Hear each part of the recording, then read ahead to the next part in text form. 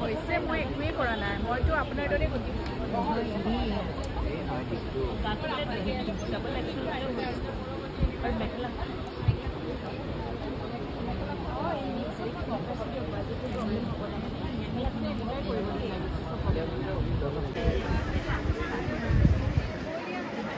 নেতিয়াত বাণিজ্য মেলালৈ আপোনালোকক স্বাগতম।